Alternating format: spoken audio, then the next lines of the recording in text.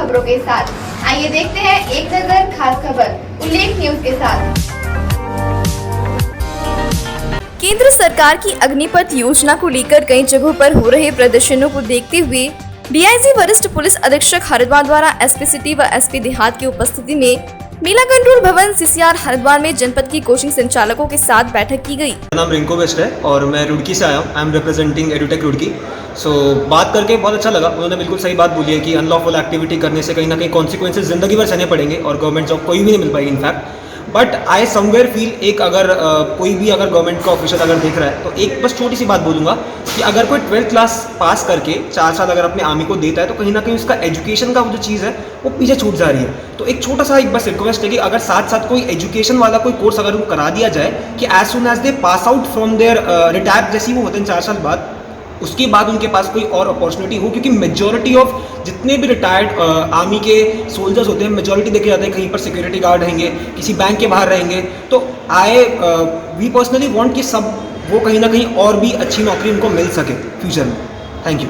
बात है और मैं रुड़की से आया हूँ जी सर। और जो आज हमने जो सर की जो मीटिंग सुनी, मीटिंग और कॉन्फ्रेंस सुन के सर ने जो भी मतलब हमें अवेयरनेस बताई जो हम मतलब हमारे थ्रू बच्चों को जा सकती है, वो हमें सुन के काफ़ी फ्रूटफुल लगी। और हम मतलब अपनी तरफ से अपनी एंड से पूरी कोशिश करेंगे कि बच्चों को जो ये पीसफुल जो मैसेज सर ने हमें कन्वे करने के लिए बताया है, हम अपने एंड से बच्चों को पूरी तरह से बताएंगे। और जो भी इस स्कीम के बेनिफिट्स हैं कि इवन दो आपको 15 साल नहीं दिया जा रहा, आपको 4 साल के बाद फिर से एक मौका दिया जाएगा परमानेंट होने के लिए, हम वो भी बच्चों को अपनी तरफ से पूरी तरह से कन्वे करने की कोशिश करेंगे।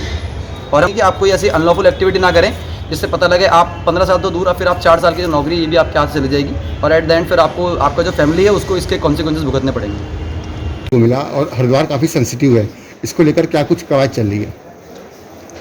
इसको लेकर जो समाज में और विशेष रूप से छात्रों में जो एक प्रकार की भ्रांति व्याप्त है, इसको दूर करने का यहाँ पर प्रयास किया जा रहा है। आज यहाँ पर हरिद्वार और रुड़की क्षेत्र के समस्त जो कोचिंग इंस्टीट्यूट्स हैं, इनके जो प्रबंधक हैं और जो इनके मुख्य कार्य करने वाले हैं, उनको यहाँ पर एक उनकी बैठक की गई और जहाँ एक और उनको इस योजना के बारे में बताया गया और इसके जो संभावित लाभ हैं उनके बारे में बताया गया। साथ साथ ये भी कहा गया कि यदि इसके देकर कोई अनलॉफुल कार्य किया जाता है या कोई ऐसा कार्य किया जाता है जो कि विधि के अनुकूल नहीं है, तो उसमें पुलिस सख्त कार्रवाई करेगी। और ऐसे लोग जो इसमें लिप्त पाए जाएंगे वो मिलिट्री तो छोड़ दीजिए, अन्य किसी जॉब में भी लिए जाने के योग्य भविष्य में नहीं रहेंगे।